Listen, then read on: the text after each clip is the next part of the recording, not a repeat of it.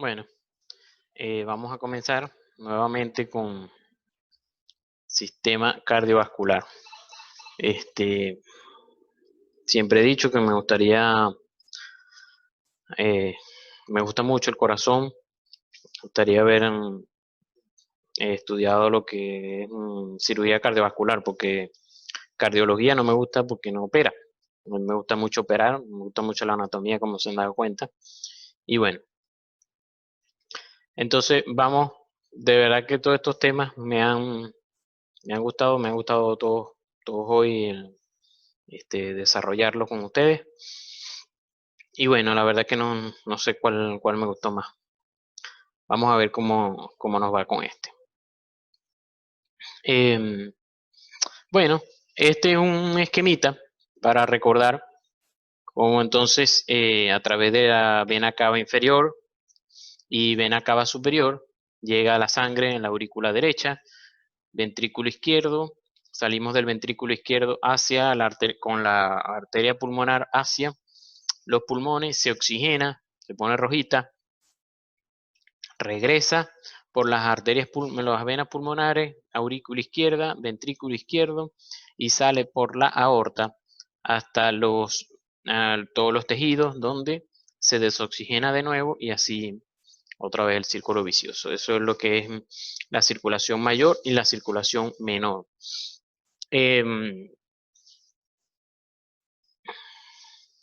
Aquí tenemos dos tipos de sangre, una oxigenada y una desoxigenada. Esa creo que la tomé, esa foto, creo que la tomé cuando era residente, empezandito. Eh, Le iba a tomar pH y gases al paciente, y hay que tomarle sangre arterial. Y bueno, fíjense la diferencia como al tomarla, me di cuenta que no había agarrado a la arteria, sino a la vena, porque la sangre era oscura. En cambio, ven después cuando ya lo hice, la logré agarrar, tomar la muestra, y era más rojita, pues, un rojo más vivo. Em, Entonces debemos recordar algo de la anatomía de las arterias, ¿verdad? Las arterias tienen una túnica externa, una túnica adventicia, que después está separada de la siguiente por una lámina elástica externa. eh, la otra es el músculo liso. El músculo liso es un músculo que es involuntario, que está inervado por el sistema simpático y parasimpático. Luego viene una membrana basal y una lámina elástica interna, y la otra capa que nos interesa es el endotelio. Es decir, las capas importantes son la adventicia, el músculo liso y el endotelio. El endotelio se dice ya últimamente que es el órgano más extenso del cuerpo, abarca muchísimo, imagínense perdón, todos los tejidos, toda la cantidad de células que hay en el endotelio a través de todas las arterias del cuerpo. Eh, Igual todas estas arterias, entonces tienen sus ramas en arteriolas, cada vez más pequeñitas, y hasta que llegamos a lo que es los capilares. De los capilares, entonces igual toda esa sangre que ya oxigenó a los tejidos viene desoxigenada, se van uniendo las venitas, las vénulas, hasta que llegamos a las venas. Las venas igual tienen su túnica adventicia, su músculo liso y su endotelio, pero es muy diferente. Fíjense cómo la luz de la arteria, la luz, me refiero al corte transversal del hueco de la arteria, es mucho más pequeño que las venas, porque las venas son eh, vasos de capacitancia, vasos de capacitancia. En cambio, las arterias son vasos que son de transporte. Es decir, las arterias van a ayudar al transporte de la sangre. En cambio, las venas ayudan más que todo a almacenar. En nuestro cuerpo, el 80% de la sangre está en las venas. El 70% de la sangre está en las venas. Además, eso compagina con el ventrículo derecho, que dijimos que el ventrículo derecho manejaba volumen, contrario al ventrículo izquierdo, que maneja presión. Otra cosa es la de las venas, que tienen las valvas. tienen estas valvas aquí que ayudan a que, hacen el mismo función de las válvulas, que ayudan a que cuando la sangre va subiendo, se va devolviendo de los miembros inferiores a los miembros superiores, si suben, porque esto es contraído por los músculos que tiene alrededor, sube en contra de la gravedad, pero entonces si no se sigue contrayendo el músculo, ajá, se va a devolver la sangre, hemos perdido el viaje, entonces para eso están las valvulitas, o lo llamamos más que todo valvas, para no confundirlos con las válvulas del corazón. Estas valvas son las que se dañan en nosotros los médicos cuando estamos mucho tiempo de pie, mucho tiempo operando, y entonces nos salen las famosas varices. Aquí vemos otra vez, porque el músculo liso también de las venas es muy fino. Esto lo terminé de entender ya operando a los pacientes, cuando estaba operando, veía las arterias, veía las venas, que lo estaba viendo en vivo, cómo la diferencia es alta entre una arteria y una vena. La diferencia no es que una es roja y una es azul, aunque la vena tiene, como la capa es finita, tiende a verse un poco más azulada porque se ve la sangre que va pasando por dentro. O sea, no es que se ve así, pero es más o menos como, tiene como una cierta transparencia, no como la arteria que sí no tiene su tejido compacto, pues.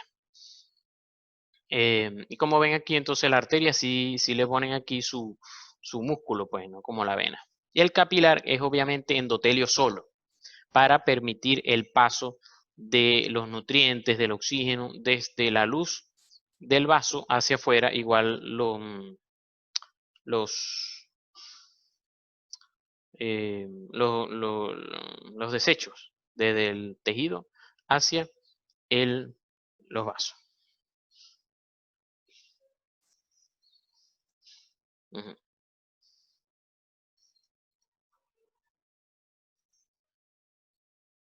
Aquí igualmente vemos un poco más microscópico, una vista un poco más microscópica de la arteria. Vemos cómo está su endotelio. Este endotelio es el que guarda todo ese poco de grasita cuando nos vamos a comer. Nos vamos a comer en Marios aquí en Punto Fijo, en Yeral allá en Coro. Y entonces toda esa grasita se va a ir depositando debajo del endotelio. Debajo del endotelio. Y después vamos a ver más adelante en esta clase en qué nos afecta eso. ¿Por qué nos afecta que nosotros no podamos ir a comer a Mario ni podemos comer a Angera? Luego, entonces, fíjense, viene el tejido muscular, el músculo liso, que es bastante grueso en las arterias, porque son vasos que van a ayudar a trasladar esta sangre. Y por último, la capa más externa, la adventicia. La adventicia entonces maneja esto que se llama vasa vasorum. Vasa vasorum. Son vasitos de la misma arteria que van a irrigar los tejidos de afuera, porque la sangre que va pasando por aquí nada más irriga al endotelio, no irriga más allá, no le da chance. Entonces, las mismas arterias tienen unos vasitos por fuera que ayudan a la irrigación de las capas más externas. Igual están inervadas, esto se llama nervo vasorum, porque es el nervio del vaso. Que ayudan a que, o sea, dan la orden de que el músculo se contraiga. Igual aquí tenemos otro esquemita, tenemos arterias más pequeñas, los capilares y las venas que tienen una luz más grande.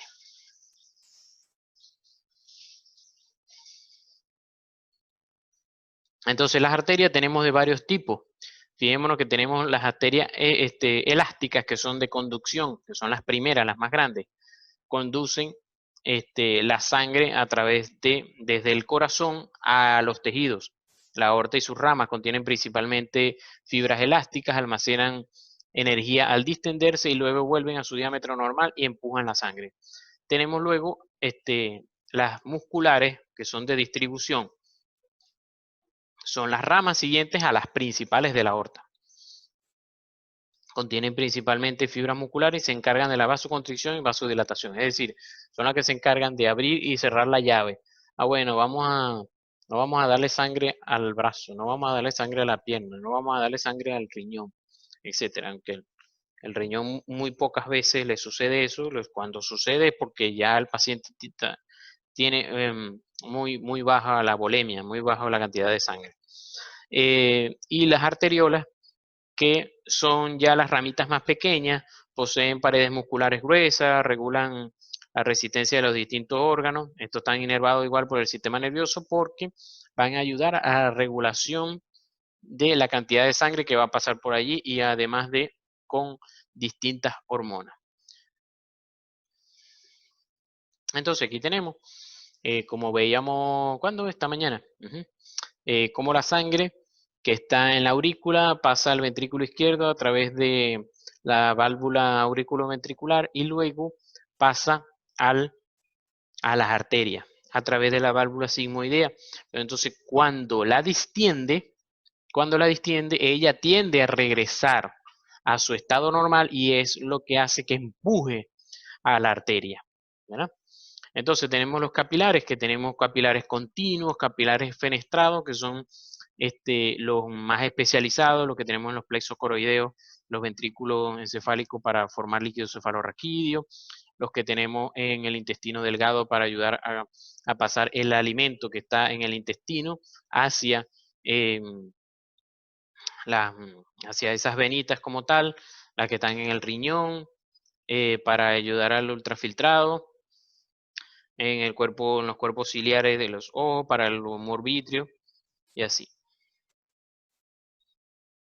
Tenemos igual entonces el retorno venoso, que como sabemos el retorno venoso, o sea, la sangre pasa a través de las arterias por el bombeo de la sangre, pero de los capilares hacia el regreso hacia las venas es a través de contracciones que hacen los músculos que están alrededor, contracciones que hacen los músculos que están alrededor de esas venas y van subiendo, y las valvas que están por dentro de las venitas son las que hacen que no se devuelva esa sangre.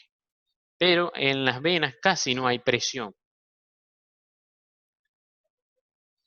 Entonces aquí empieza el merequetengue. Bueno, aquí cuando yo normalmente doy la clase, entonces me pongo de preguntón. Me pongo a preguntar cuál es la diferencia entre tensión y presión. Pero bueno, no voy a esperar que me conteste. Pero pueden pensar mientras me tomo el café.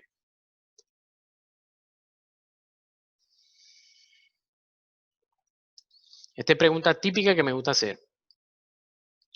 ¿Cuál es la diferencia entre presión y tensión? Entonces, presión es la fuerza que ejerce la sangre a las paredes de las arterias para dejarla pasar. Presión es la fuerza que ejerce la sangre a las arterias, a las paredes arteriales para dejarla pasar. Y tensión es lo contrario, que lo vimos aquí. Tensión es el nivel de estiramiento que recibe esas arterias para impedir que la sangre no pase. Es decir, o sea, presión es la sangre dejando pasar. Perdón, la sangre abriéndose camino en las arterias contra las paredes arteriales. En cambio, la tensión es la fuerza que ejercen las paredes arteriales cerrándose, impidiendo el paso de la sangre. Tensión es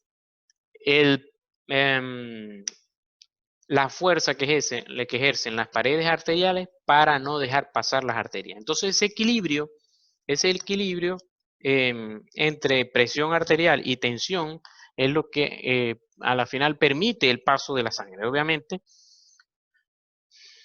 si no hay tensión, si no hay presión, la sangre no pasa. Pero si no hay tensión, el corazón tampoco va a poder ejercer una presión contra ellas y entonces no va a haber una regulación para mantenerse la sangre dentro de las arterias. No va a haber una regulación. Entonces, por eso necesitamos un equilibrio entre la presión y la tensión. De hecho, ahí es cuando yo pues, siempre pregunto, ajá, pero entonces, cuando vamos a tomar los signos vitales, ¿tomamos presión o tomamos tensión? ¿Tomamos presión arterial o tomamos tensión arterial?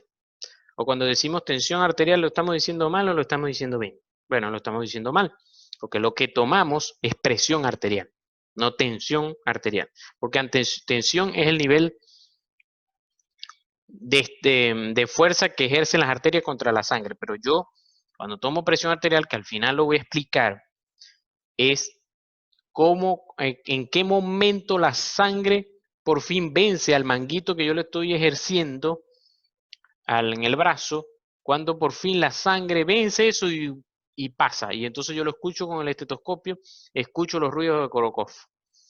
Ajá. Entonces, esto de tensión y presión se compagina con lo que es precarga y poscarga, que lo expliqué en la mañana también. Entonces, tensión tiene que ver con la precarga, porque vamos a decir, o sea, vamos a hablar del ventrículo izquierdo. El ventrículo izquierdo, entonces, mientras más estiramiento haya, ya habíamos dicho, más él se va a precargar. Mientras más sangre llegue, más se va a estirar, más precarga va a haber. En cambio, poscarga habíamos dicho que era el nivel de contracción que él tenía que hacer, con que él se tenía que contraer para ejercer contra la arteria. Entonces, eso es presión. Presión es entonces el nivel de contracción contra la cual el ventrículo izquierdo debe vencer contra la arteria. El mecanismo de Frank Starling, que muchas veces lo escuchamos, bueno, es sencillamente él explica que mientras más de un llenado normal y hay contracción normal, y por lo tanto hay en la curvita del aumento de presión en la arteria. En cambio, si aumentamos la cantidad de sangre con que se va a llenar el ventrículo, entonces él se debe estirar más y contraerse con más presión, y eso me va a hacer más presión arterial. Igualmente, mientras más lo llenamos, mientras más precarga hay, más poscarga va a haber. Y mientras más poscarga, entonces más presión va a haber en la arteria. Entonces aquí está otra vez lo que precarga, que es el llenado, y lo que es poscarga, que es la contracción. Esto aquí es una de las cosas que más me fascina explicar, porque habla de fórmula. Entonces tú siempre dices, bueno, yo estoy estudiando medicina porque no me gusta la matemática. Ajá, ¿y de qué me sirve entonces ese poco de fórmulas ahí? Bueno, eso explica de qué viene la presión arterial. Siempre en mis clases yo siempre pregunto, dígame la fórmula de presión arterial. Ajá. Ah, bueno, suponte que alguien me la diga. Bueno, es gasto cardíaco por resistencia vascular periférica. ¿Y qué es eso? ¿Con qué se come eso? ¿Qué es el gasto cardíaco? ¿Qué es la resistencia vascular periférica? ¿Y de qué depende el gasto cardíaco? Aquí tanto sé otra fórmula. ¿De qué depende el gasto cardíaco? Entonces ahí vamos. Ajá. Entonces, presión arterial. La presión arterial depende de el gasto cardíaco y la resistencia vascular periférica. De hecho, ellos son directamente proporcionados. Es decir, ellos dos se multiplican. Ellos dos se multiplican. Quiere decir que si sube el gasto cardíaco, sube la presión arterial. Si sube la resistencia vascular periférica, tiene que subir la presión arterial. Cualquiera de los dos que suba, suba la presión arterial. Si este sube, si el gasto cardíaco sube y yo quiero mantener la presión arterial normal, entonces la resistencia debe bajar. Y así por el estilo. Para mantener esta fórmula igualada. Entonces aquí tenemos, la presión arterial depende del gasto cardíaco y resistencia vascular periférica. Ahora, ¿de qué depende el gasto cardíaco? Fijémonos, el gasto cardíaco depende de dos factores, de la frecuencia cardíaca y del volumen latido. Ahora, aquí de verdad que a mí me gusta escucharlo. ¿Qué es el gasto cardíaco? ¿Qué es el gasto cardíaco? En el gasto cardíaco es la cantidad de sangre que bombea el corazón en un minuto. La cantidad de sangre que bombea el corazón en un minuto. Entonces, por ende, yo voy a sacar esa cuenta multiplicando el volumen latido, o lo que llamábamos en ciclo cardíaco volumen sistólico, o sea, la cantidad de sangre que sale del corazón por cada latido, y eso lo multiplicamos por las veces que late el corazón. Y eso me va a dar cuánto bombea el corazón en un minuto. Entonces yo multiplico. ¿Cuánto decíamos que era el volumen latido? Aproximadamente unos 70 cc. Multiplico esos 70 cc por la frecuencia cardíaca, que son aproximadamente, ponle 70, te da 4.900 cc. Es decir, que el corazón bombea 4.900 cc de sangre aproximadamente, 4.9 litros. Es decir, los casi 5 litros que nosotros tenemos. Es decir, por la aorta pasa 5 litros de sangre por minuto, que es lo que nosotros tenemos. Por eso, un tiro en la aorta, un tiro en el ventrículo izquierdo, adiós. ¿Quién te salva? Muy difícil, porque en un minuto te vas a desangrar. En cambio, en otras arterias, sí te puedes salvar, porque se distribuye la sangre, pero en la de la aorta ya no hay para dónde agarrar. ¿Sí? Entonces, ajá. Ahora, bueno, el profesor habló de esa fórmula, y entonces, ¿para qué me sirve? Bueno, ok, yo me puedo grabar de todas maneras. ¿De qué depende eso? Sí, sábeme la fórmula. ¿Para qué? Entonces, ¿para qué? Como les decía, porque son directamente proporcionales. Si uno sube, si este sube, si la resistencia acular sube, y yo quiero mantener la presión arterial bien, debo subir el gasto cardíaco. Perdón, bajar el gasto cardíaco. Entonces, fíjense una cosa. Esto es lo que explica que un paciente con un accidente, en un accidente de tránsito, eso te lo dicen en cirugía, y tú muchas veces te lo grabas de memoria, pero no sabes por qué. Paciente en un accidente de tránsito, un hecho vial o se cayó de un techo. Paciente que ingresa a la emergencia con frecuencia cardíaca alta y presión arterial baja, está reventado por dentro hasta que se demuestre lo contrario. Eso es lo que nos dicen, ¿verdad? ¿Pero por qué eso? Bueno, porque cuando el paciente se empieza a desangrar, ¿qué sucede? Empieza el gasto cardíaco a bajar, porque no hay volemia. Se empieza a bajar la volemia. Entonces, el volumen latido, ¿por qué baja el gasto cardíaco? Porque disminuye el volumen latido, porque en cada latido, como se está acabando, entonces cada latido, no bombeo 70 cc, sino que empiezo a bombear 60, 50. Entonces empiezo a bombear bajo, entonces bajo el volumen latido porque no tengo sangre. Pero ¿qué puedo aumentar para mantener este gasto cardíaco? Puedo aumentar la frecuencia cardíaca. Entonces se baja el volumen latido porque no lo puedo bajar más, porque no lo puedo subir, porque no tengo sangre. Pero entonces aumento la frecuencia cardíaca para mantener el gasto cardíaco. ¿Y por qué necesito mantener el gasto cardíaco? Bueno, porque al mantener el gasto cardíaco, mantengo irrigado todos los tejidos. Recuerden que la presión arterial depende del gasto cardíaco. Si yo no tengo presión arterial, si yo no tengo gasto cardíaco, no tengo presión arterial. Y si no tengo presión arterial, ¿cómo irrigo a los tejidos? Entonces, por ende, yo trato de mantener este gasto cardíaco, pero este gasto cardíaco igual se baja un poco. Y al bajarse, se baja la presión arterial. Por eso es que entonces todo paciente que yo pueda, que tenga una frecuencia cardíaca alta y una presión arterial baja, que estuvo en un hecho vial o se cayó de un techo, algo está sangrando por dentro hasta que demuestre lo contrario, ¿no? Esta es la razón, la sencilla razón. Entonces, tenemos el gasto cardíaco. Entonces, como les dije, depende de dos cosas, del volumen latido y de la frecuencia cardíaca. ¿El volumen latido de qué depende? Depende de tres cosas principalmente.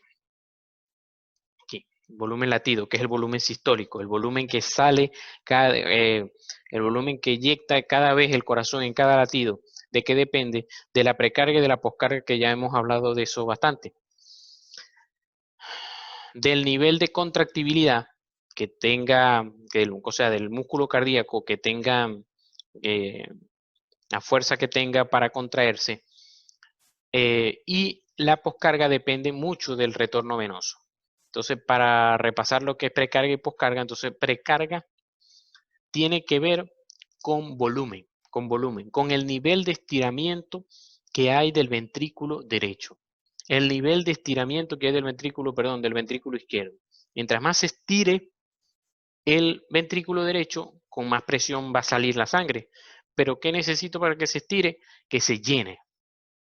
Mientras más se llena el ventrículo derecho, más va a ser mejor la contractibilidad. Por eso, entonces, la poscarga tiene que ver con el retorno venoso. Si no hay buen retorno venoso, no hay buena poscarga. Y si no hay buen retorno venoso porque me estoy desangrando, no hay buena poscarga y eso me va a afectar, me va a bajar la presión arterial. Igual la precarga va a depender del nivel de contractibilidad. Entonces, si yo tengo un corazón bueno para contraerme y de responder y contraer con fuerza y bombear hacia el ventrículo izquierdo, entonces me va a ayudar. Recuerden que entonces precarga, perdón, estaba hablando que precarga tiene que ver con retorno venoso, disculpen. Poscarga tiene que ver entonces con el nivel de contractibilidad que me habla de la presión. Mientras más, con más fuerza me contraigo, con más fuerza sale la sangre. Y tenemos la frecuencia cardíaca, que la frecuencia cardíaca depende del sistema nervioso autónomo, del parasimpático y del simpático. Si se aumenta la estimulación del simpático, aumento la frecuencia cardíaca, las veces que late por minuto. Y la resistencia vascular periférica va a tener que ver con ¿qué? Con la tensión. La resistencia vascular periférica es lo mismo que la tensión, el nivel es la fuerza que ejercen las arterias contra la sangre para impedir que pase. El nivel de fuerza que tienen las arterias para impedir que ellas pasen. Entonces, eso tiene que ver con la viscosidad, que eso te lo da los factores de la coagulación de la sangre. Mientras más viscosa está la sangre, más difícil es que ella pase. La longitud del vaso, mientras más largo sea la arteria, más me va a costar que ella pase. Igual el radio del vaso. Mientras más diámetro o más radio tenga el vaso, mientras más ancho sea el vaso, más fácil pasa. Mientras más estrecho, menos pasa. Entonces, por eso, esta estrechez, ¿por qué yo necesito estrechar la arteria? Porque estrechar la arteria estimula al ventrículo izquierdo a aumentar la presión, porque estrechar la arteria significa aumentar la tensión. Y cuando yo aumento la tensión, que es resistencia vascular periférica, aumento la tensión, aumento la presión arterial. Por eso, ¿qué le coloco al paciente cuando se está desangrando? Le coloco vasopresores que aumenten la resistencia vascular periférica, aumenten el diámetro del vaso, se contraigan las arterias, aumente la resistencia vascular periférica y por ende aumente la presión arterial y me la mantenga. Cuando el paciente ya no puede mantener la presión arterial, sino que cae por debajo de los niveles normales, entonces cuando el paciente entra en shock, porque no puede mantener su presión arterial. Todo paciente con shock lo que tiene que ver es que cayó su nivel de poder mantener su presión arterial. Por ejemplo, el paciente no puede mantenerse de pie porque el cerebro está por encima de la cabeza y el paciente no tiene la fuerza, el corazón no tiene la fuerza por diferentes factores para bombear la sangre por encima del nivel que está el corazón. Bueno, yo creo que aquí vamos a aprovechar de hacer el cambio para el otro enlace. Bueno, de todas maneras aquí está casi lo mismo. Factores que afectan el gasto cardíaco. Fijémonos, el gasto cardíaco, ¿verdad? Tenemos aquí que entonces va a depender de lo que dijimos. Dijimos que va a depender del volumen latido y de la frecuencia cardíaca. Y la frecuencia cardíaca va a depender de la estimulación hormonal, de la inervación autonómica del sistema nervioso autónomo y que obviamente eso va a depender también del retorno venoso y de cómo reaccione la aurícula. Todo el volumen de sangre, la actividad muscular, todo eso va a contribuir al retorno venoso y el retorno venoso a que se active en los sistemas nerviosos autónomos y entonces me va a ayudar a la frecuencia cardíaca. La frecuencia cardíaca igual me va a ayudar con el tiempo de llenado, que a su vez va a contribuir con el volumen diastólico final. ¿Se acuerdan del volumen diastólico final? El volumen diastólico final es el volumen al final de la diástole. ¿Y qué sucedió al final de la diástole? Está lleno, ¿verdad? Está lleno. Entonces, el volumen diastólico final, mientras más haya volumen diastólico final, más volumen latido va a haber. Igual el volumen de llenado, el volumen diastólico final, obviamente, va a contribuir con lo que es la precarga, como habíamos dicho. La precarga es el nivel de estiramiento que eso lo da el llenado. Y eso, por ende, mientras más volumen diastólico final haya, va a haber más precarga y por ende va a haber más contractibilidad y eso va a dar mayor volumen sistólico final, que va a disminuir el volumen sistólico final, porque mientras más se contrae el corazón, más se vacía y menos sangre queda al final de la sístole.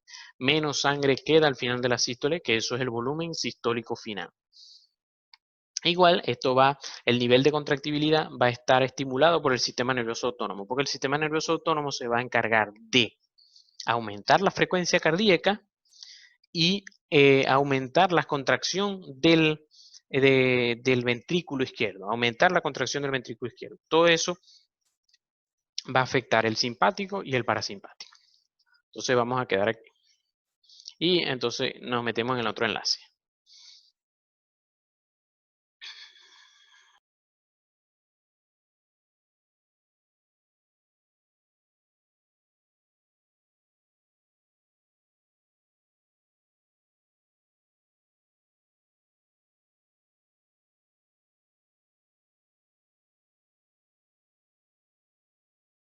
Ajá. Entonces vemos aquí otro dibujito sobre el gasto cardíaco. Fijémonos que nos dice en una formulita que las veces que late el corazón en un minuto multiplicado por el volumen latido me da la cantidad de gasto cardíaco, que el gasto cardíaco es más o menos 5 a 5 litros. Pero fíjense que en una persona que empieza a correr, su gasto cardíaco aumenta hasta 30 litros por minuto. 30 litros por minuto. Entonces imagínense todo el trabajo que le da al corazón cuando nosotros corremos. Claro, no es que no estoy diciendo que no vamos a hacer deporte, pero entonces el corazón se va adaptando a eso, se va adaptando. Y aquí de una vez, ya que mencionamos esto, fíjense, eso es lo que nos da. Entonces, el tener el practicar ejercicio y todo eso, nos da una hipertrofia del ventrículo, así como nuestros músculos se hipertrofian si nosotros alzamos peso y todo eso. Cuando hacemos ejercicio se hipertrofia el corazón, pero una hipertrofia buena. Una hipertrofia buena, hablamos de una hipertrofia excéntrica. Excéntrica quiere decir que entonces el ventrículo izquierdo va a crecer pero hacia afuera. Es decir, que la luz del órgano, la luz, vamos a decir, la cavidad del ventrículo izquierdo no se va a ver afectada. En cambio, cuando nosotros nos las pasamos en Mario comiendo hamburguesa o en Gerald, entonces esa grasita, toda esa grasita pasa a las arterias y de las arterias entonces se mete en el endotelio.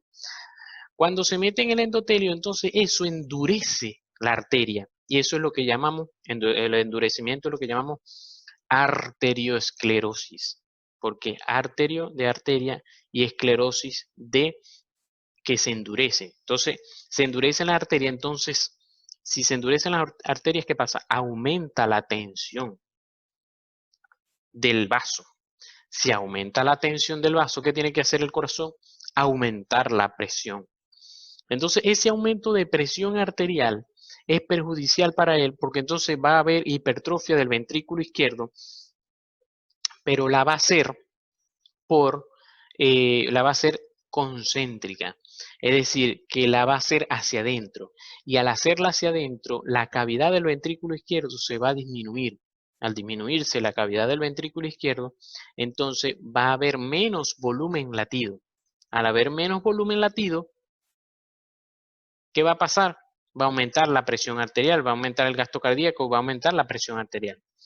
Entonces, es por ello la diferencia de cuando hay hipertrofia excéntrica, que el músculo crece hacia afuera en los deportistas, y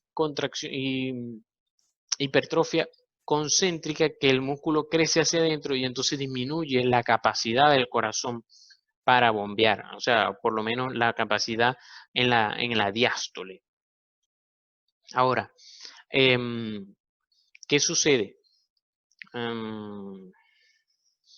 En el deportista entonces sucede eso y por eso ellos manejan frecuencias cardíacas bajas. Entonces, como el corazón de ellos está al pelo y bombea y tiene un buen volumen sistólico, porque con cada contracción, como está hipertrófico, con cada contracción eyecta un pocotón, entonces sencillamente el corazón no tiene que latir tanto, porque cumple los requerimientos con cada latido, o sea, con cada latido cumple los requerimientos, no tanto que tiene que latir cada vez más para poder cumplir los requerimientos, porque no está acostumbrado. Una persona que no camina, que no hace nada, entonces con cualquier cosita aumenta la frecuencia cardíaca para poder compensar ese gasto cardíaco. Ese gasto cardíaco entonces se mide así en litros por minuto, y de ese gasto cardíaco entonces se sacan porcentajes. Se sacan porcentajes. Creo que es la lámina que viene. No. Aquí está de una vez. Ya explico la anterior. Se sacan porcentajes en los que se ve cuánto porcentaje se lleva cada uno de los del cuerpo. Entonces, por ejemplo, normalmente sabemos que de ese gasto cardíaco, un 20% en reposo se va para el riñón. Un 20% se va para el hígado y el vaso. Un 20% se va para el músculo. Pero entonces fíjense si, por ejemplo, ponemos intensidad máxima. Imagínense, entonces agarra todas las demás arterias, se contraen para que no pase la sangre para allá, sino que se vaya para el músculo, que es donde la necesitamos. Y entonces se va el 80% para los músculos, para nosotros, para poderlos abastecer. Entonces, nosotros debemos aprendernos. Por ejemplo, el 5% del gasto cardíaco va para el corazón. Aquí está, 4% normalmente. 20% va para el riñón, 20% va para el cerebro, bueno, 10%, y así. Todo eso se va a ir distribuyendo. Entonces, ¿qué otros factores influyen sobre lo que es la presión arterial? Que más o menos les había dicho anteriormente. Lo que es el diámetro del vaso. Fíjense aquí. Esto es un gráfico que muestra, ¿cómo les digo? Aquí tenemos, al principio tenemos la aorta. Luego, entonces, las arterias más pequeñas, cada vez más arterias más pequeñitas, arteriolas, capilares, ya después las venas, vénulas, hasta la vena cava. Entonces nos va diciendo el diámetro del vaso. ¿Qué pasa con el diámetro del vaso? Cada vez, a medida que va pasando, va disminuyendo el diámetro de cada vaso, va disminuyendo. Cuando llegan las venitas eso es microscópico, pero a medida que sube, a medida que vamos con las venas otra vez se agrandan. Y esto va a influir, el diámetro de los vasos va a influir en la presión arterial. Pero hay otra cosa que debemos medir, que es el diámetro total de todos los vasos. Es decir, la aorta sola, ella mide poquito, ¿verdad? En centímetros cuadrados. Ella mide poquito, pero si unimos todas sus arterias, todas sus ramas directas, todas sus ramas directas de la aorta, las bronquiales, las del cuello de la aorta, las coronarias, las ilíacas, todas las unimos, entonces todas ellas juntas, así apiladitas, una al lado de la otra, miden más que la aorta sola. Y así, unimos ahora todas las siguientes ramas de las ramas de la aorta, todas esas miden más. Y así, si ponemos todos los capilares juntos miden muchísimo más que todas las arterias juntas. Y así entonces sucede con las venas. ¿Esto en qué influye? Bueno, en que entonces en los capilares yo no necesito tanta presión. Ahí no hay ninguna bomba que haga presión. Entonces, para que no haya tanta presión, para que yo no necesite tanta presión ahí, entonces le pongo bastante diámetro a todos esos unidos. Igual, la presión sanguínea obviamente va disminuyendo a medida que van pasando los vasos. Y esto habla de la velocidad de la sangre a medida que va pasando. En la aorta pasa rapidísimo, pero en los capilares debe pasar más lento. ¿Por qué? Porque necesita que haya el intercambio, dar oxígeno y los nutrientes y dame la urea, los desechos y dame el dióxido de carbono. Entonces, como hemos visto, a medida que nosotros entrenamos, vamos a aumentar el rendimiento del corazón. A medida que entrenamos, vamos a aumentar el rendimiento del corazón. ¿Por qué? Porque hay una hipertrofia excéntrica. Esto siempre me gusta mostrarlo. Este es un libro de cirugía general y para hacerles ver que lo que ustedes están estudiando ahorita, sobre todo lo que están en preclínica, lo que les estoy enseñando hoy, eso es algo que lo van a necesitar para siempre.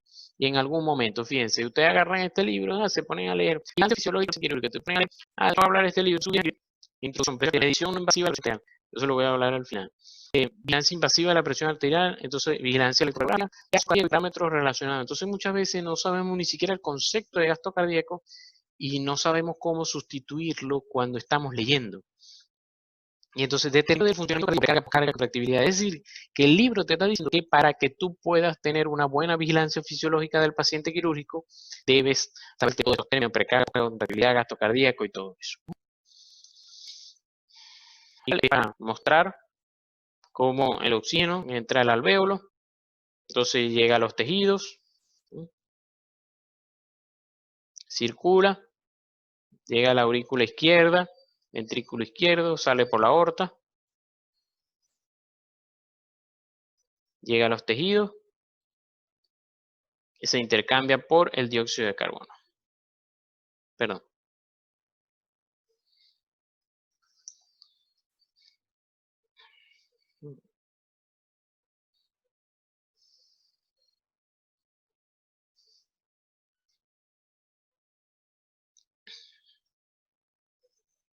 Y obviamente, para recordar que el gasto cardíaco entonces va a depender del volumen sistólico y la frecuencia cardíaca.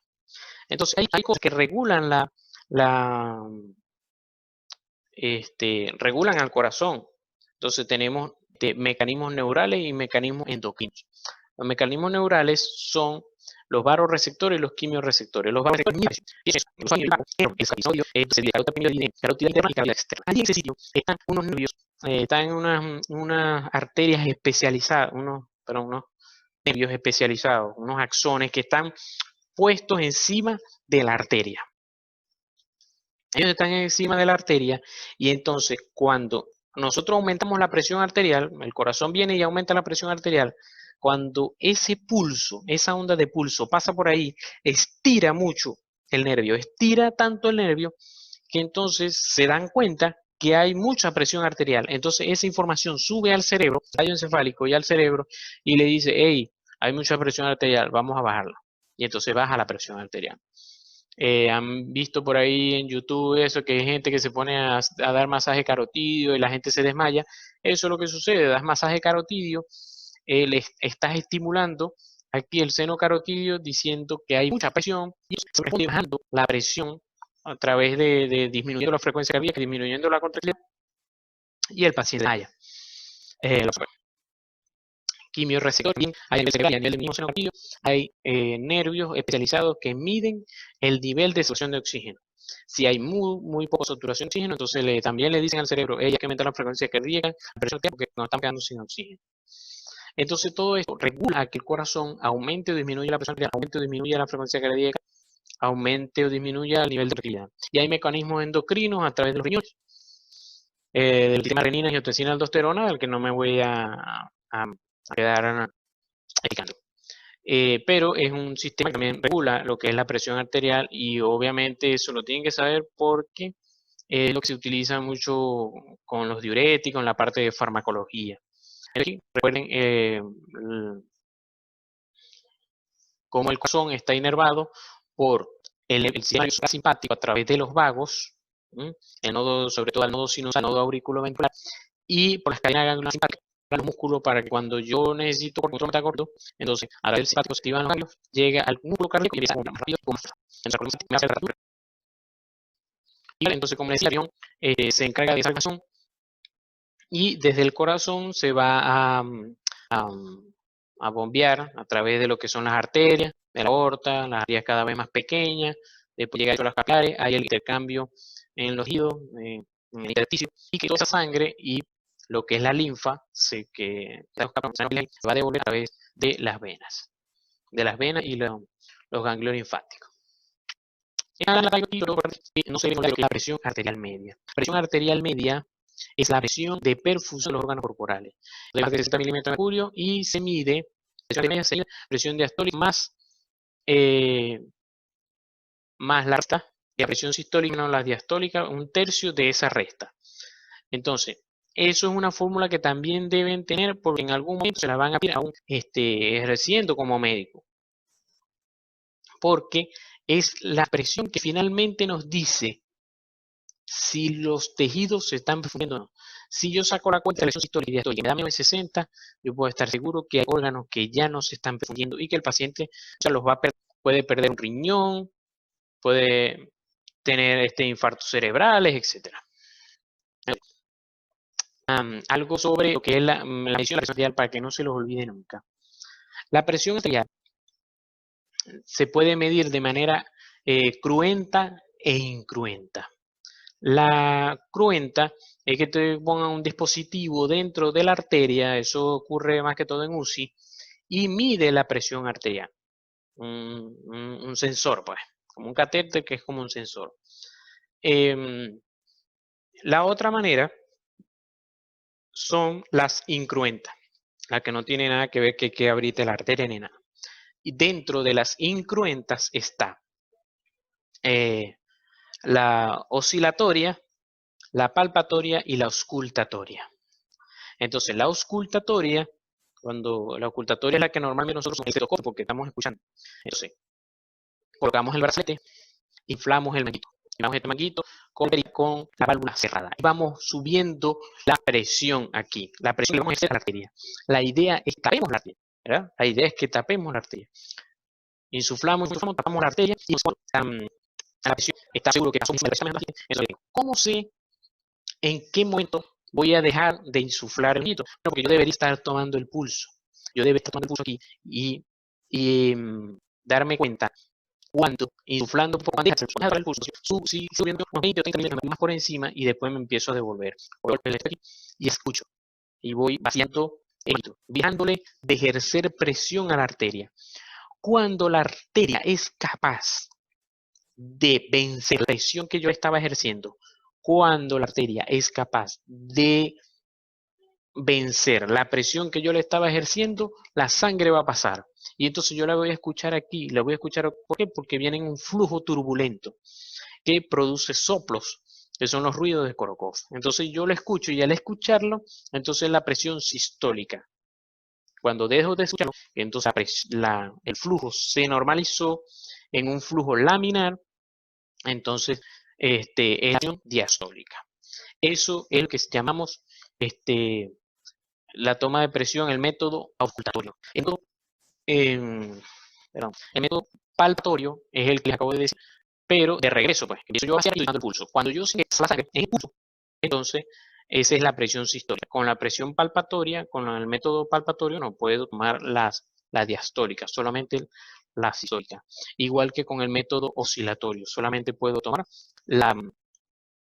la sistólica.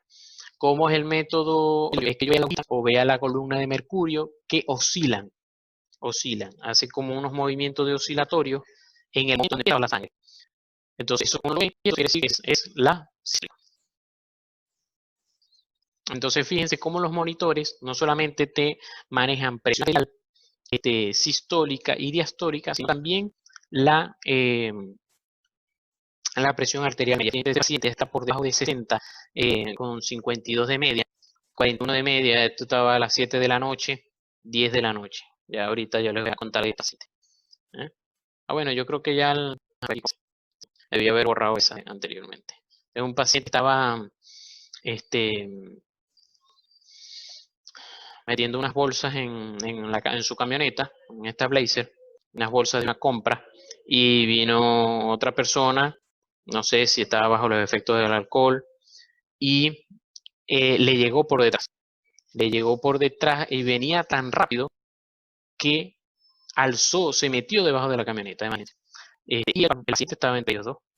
Entonces el paciente tuvo rodilla flotante bilateral. Rodilla flotante es que tuvo fractura de los dos fémur y de las dos tibias. Entonces, hay dos fracturas del fémur y de la tibia.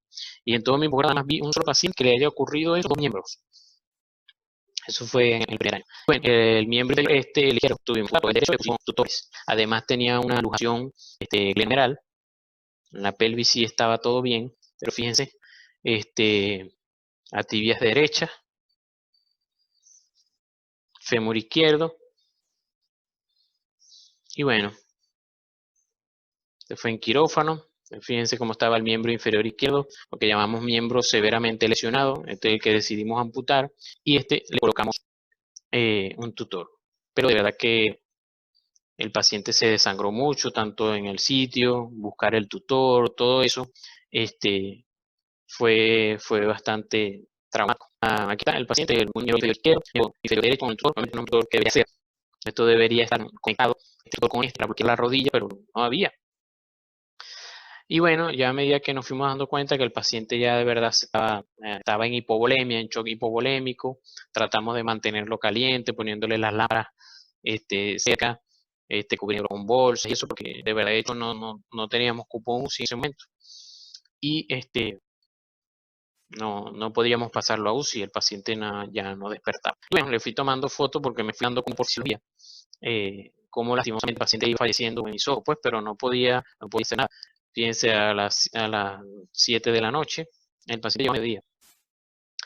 Ya a las 7 de la noche, fíjense cómo tenía una presión arterial media por debajo de los 60 milímetros de mercurio, y fíjense cómo iba fallando. Una persona joven, de 50 años, y el corazón iba fallando. Fíjense la distancia que hay entre este QRS y con este. Había arritmia cardíaca, quiere decir que ya el corazón estaba fallando. Fíjense cómo el QRS es que estaba amplio ya a las 10 de la noche, porque ya no tenía mucho más arritmia, QRS amplio, ya no tenía frecuencia sistólica, y ya bueno, ya a las 12 del siguiente falleció. Bueno, un placer haber estado con ustedes. Si tienen alguna duda, alguna pregunta, como siempre, estoy a la orden.